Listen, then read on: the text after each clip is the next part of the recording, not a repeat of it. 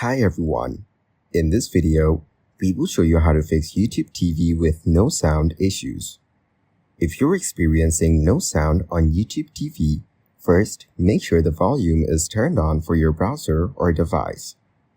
After that, check your device's sound settings to ensure everything is properly configured.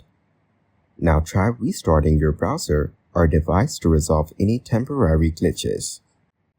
Thanks for watching. Like the video and subscribe to the channel for more content like this.